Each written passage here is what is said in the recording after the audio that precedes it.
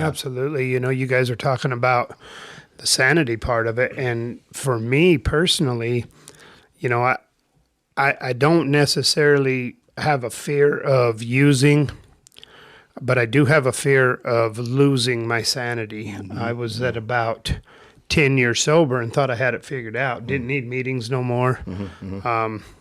Tired of it. And my sanity left and I became homicidal, you know, and a couple of my family members were the ones that were going to be on that receiving end. And thank God somebody from the program come walking up and pointed his finger in my face and told me to shut my mouth and get in the car. Nice. And I told him, I don't know what's wrong. I don't understand what's wrong with me. And he said, what do you mean you don't know what's wrong? You don't go to meetings. You don't work steps. You don't have a sponsor. What do you mean you don't know what's wrong?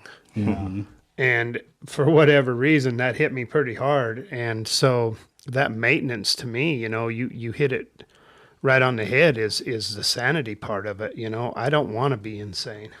Right. I live there. Yeah, we'll It's go right painful. back there. That's like our default. Our default is insanity. And we got years and careers of experience to show that's how I live on my own. Self-will, unaided self-will is insane.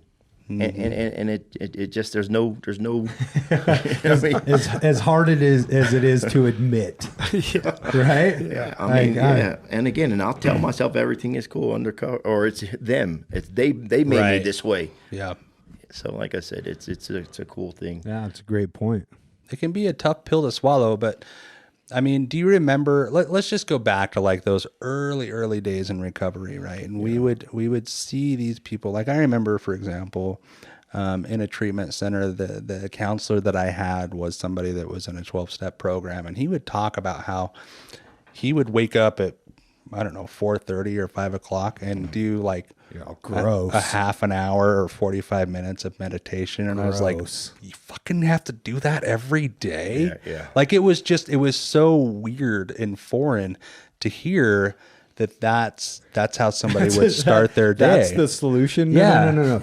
Didn't you hear the problems Right. that I have? Yeah. Exactly. So, I mean, think about that. Like when we were that early in recovery, and we talked about it, you know, before, like we would go into meetings and we would see people with 20 years and be like, you don't have it figured out yet? Like, you know what I mean? Like, and sort of how we come around to this idea of, okay, that is what's necessary. And like, not only do we surrender to the solution, which is a power greater than ourselves in a 12-step program, but we also surrender to the maintenance that it takes, right? Yeah, and understand that that's all a part of the process. So at what point do you feel like you realized that was going to be something that you had to do every day? Was that early in your recovery, Marty? You know, I was sharing with you guys earlier, you know, that when I got here, I thought that I already had all the answers. You know, I'd been in and out of AA and NA meetings since I was very young. You know, the judge would make me go, and I can remember looking around being like, you know, I don't like these people. I don't want to be like these people. So when I got here, I thought, well, I know that these people have found some sobriety.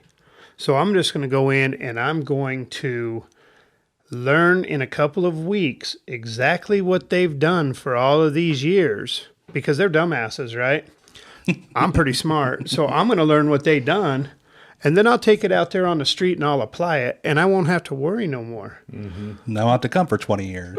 Right, Yeah. exactly. I don't have to sit in here like that old bastard across the table from me, you know? And as I started getting into it, I started learning that it is a daily thing that I have to do in order to maintain my sobriety. Yeah.